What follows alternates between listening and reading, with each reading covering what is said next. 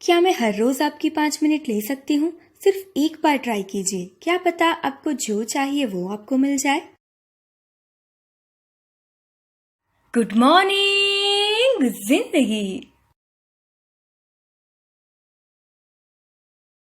हमें ना ये ध्यान रखना बहुत ज़्यादा ज़रूरी है कि कौन सी बातों की असर हमारे ऊपर होनी चाहिए और नहीं होनी चाहिए। आइए बताती हूँ कैसे। Thank you so much for listening me on 0.5 जिंदगी एफएम में हूँ आयुष और आज मैंने अपनी YouTube radio show good morning जिंदगी पे आप लोगों के साथ एक मेरा ही एक्सपीरियंस एज यूजुअल शेयर करने जा रही। तो आपको पता ही होगा कि कल संडे था और मैंने आप लोगों के साथ कितनी खुशी के साथ मुझे संडे को कुछ टाइम मिला है वो बातें शेयर की थी। पर पता है वो खुशी ना थोड़ी ही देर तक चली थी, क्योंकि उसके बाद थोड़े टाइम अराउंड 1-1.5 घंटा टाइम पास करने के बाद सब मुझे पूछने लगे कि तू क्यों टाइम पास कर रही है, काम करने बैठ जा, क्योंकि बहुत ज्यादा काम है। मेरी मम्मी ने पूछा मुझे कि काम करने बैठ जा, कल तुझे ही बहुत ज्यादा लोड पड़ेगा और तुझे रात भर जगना पड़ेगा। नाउ पॉइंट इज, उसने ना बहुत सही इंटेंशन के साथ ये सारी मुझे बताई थी, क्योंकि उसको टेंशन थी कि मुझे रात भर जागना पड़ेगा और पूरे दिन बिना नहाए धोए काम किए बिना खाए पिए पूरे दिन काम करना पड़ेगा। और उसी की वजह से वो बोल रही थी कि अभी 1-1.5 घंटा या 2 घंटा या जो भी तू आज थोड़ा टाइम मिला है तुझे फ्री, उसमें भी थोड़ा टाइम काम कर ले तो थोड़ा कवर अप हो जाए। नाउ ये था सही वाला इंटेंशन और मैंने ये बात को कैसे लिया आइए बताती हूँ। थोड़े टाइम पास करने के बाद ना अब अभी वो उसने जो मुझे बातें बताई थी ना वो टाइम पे तो मैंने वो बात को इग्नोर कर ली कि मैंने उसको जवाब दे दिया कि मेरी मर्जी, मुझे नहीं काम करना है। पर ये बातों की असर ना मेरे दिमाग पे ज़्यादा से ज़्यादा चलती गई और मेरे ईगो पे बात आ गई और वो कब मेरे दिमाग पे हावी कर गई मुझे पता ही नहीं चला। मुझे पता था कि ऐसा नहीं होना चाहिए, उसके बावजूद भी दूसरे दिन पता चला। पता है कैसे? उसने बोला ऐसा और मैं क्विकली 1-1.5 घंटा टाइम पास करने के बाद काम करने बैठ गई और मेरा काम बिगड़ता ही चला गया, क्योंकि मुझे ऐसा लगता था कि मैं हर रोज़ इतना ज़्यादा काम करती हूँ फिर भी क्यों मुझे ऐसा कहते कि तू काम करने बैठ, मुझे क्यों टाइम पास करने का हक नहीं। ऐसे ऐसे बकवास चीज़ें मैं सोचने लगी और इसकी वजह से मेरा काम बिगड़ता चला गया और उसकी असर भी दिमाग पे होने लगी और सारी चीज़ें मिक्सअप हो गई एक दूसरे के साथ और उसी में ही हो गया मेरा संडे खत्म। और रात को खाते वक्त सोते वक्त एक ही विचार चल रहे थे कि काम नहीं हो रहा है और सब मेरे पे सवाल उठा रहे और जो काम करना था वो भी नहीं हो पाया ना।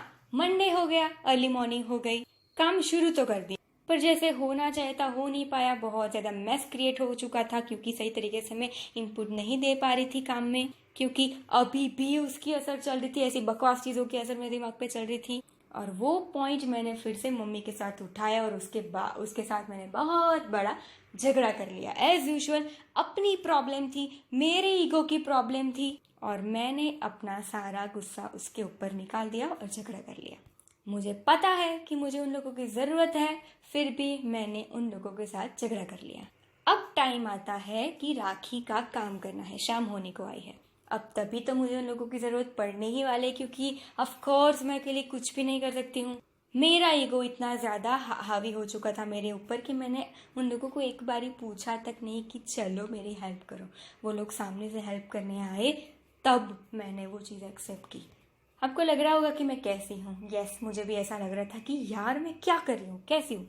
पर क्या है ना, कभी कभी ना ऐसी चीज़ें जब भी हमारे दिमाग पे ऊपर हावी हो जाती है ना तब हमें रियलाइज़ नहीं होती है, थोड़े टाइम के बाद पता चलता है कि यार मैंने क्या कर दिया।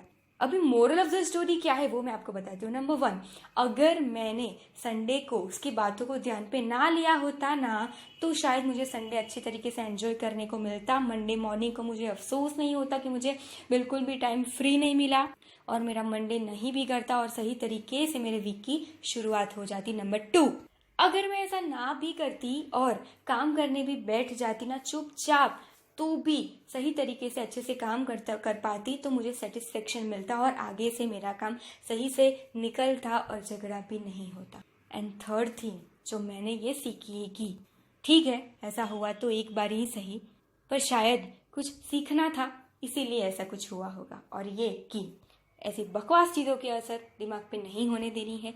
ईगो, ऐसी बकवास बातों में ईगो बीच में नहीं लाना चाहिए। कुछ होती है आपकी कमजोरियाँ, जैसे कि मुझे इन लोगों की ज़रूरत है, मैं नहीं कर सकती हूँ अकेले और वो चीज़ें मैं एक्सेप्ट नहीं कर पा रही थी। तो कुछ चीज़ों को अपने बारे में, अपनी इनसिक्योरिटी के बारे में एक्सेप्ट कर लेनी चाहिए और उसी में सबकी भलाई होती है, क्योंकि वो चीज़ें भी आपकी ग्रोथ के लिए, डेवलपमेंट के लिए बहुत ज़्यादा ज़रूरी होती हैं। So that's it. मैंने यही सीखा है कि आगे से ये चीज़ें रिपीट ना हो और अपनी खुद की कमज़ोरियों को ज़्यादा से ज़्यादा सही तरीके से मैं एक्सेप्ट करने लगूँ और उस पर काम करने लगूँ। ज़्यादा से ज़्यादा प्रॉब्लम पे नहीं, सॉल्यूशन पे फोकस करने लगूँ और वही मुझे सीख के आगे बढ़ना है। यही मैंने सीखा है।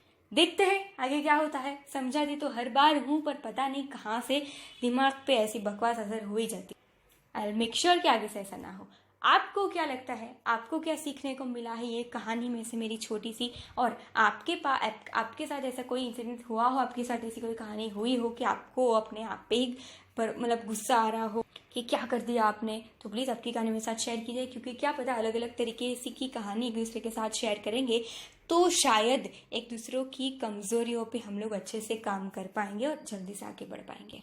तो अगर सही लगता है तो प्लीज़ उन लोगों के साथ शेयर कीजिए जिनके साथ ऐसा हो रहा हो, या फिर वो लोग हमेशा ऐसा करते हैं, अपना गुस्सा किसी और पर निकालते हैं, ईगो को बीच में ला देते हैं और सारी चीज़ें को खराब कर देते हैं। क्या पता उनको भी कुछ हेल्प मिल जाए। और अगर आपको ये बात सही लगी है तो प्लीज़ मेरे YouTube radio show good morning जिंदगी को लाइक कीजिए, मेरे यूट्यूब चैनल को, और सब्सक्राइब कर दीजिए ताकि बेल आइकन दबाए, ताकि जब भी हम मिले हर रोज़ ऐसी कुछ बहुत छोटी छोटी, आई नो इट्स पर्सनल, पर शायद सबको अगर हेल्प मिलती है तो that's okay, I don't mind to share. तो सबसे पहले आपको पता चला। मिलते हैं कल। See you tomorrow, till then keep dreaming and keep hoping, because we are here to grow together.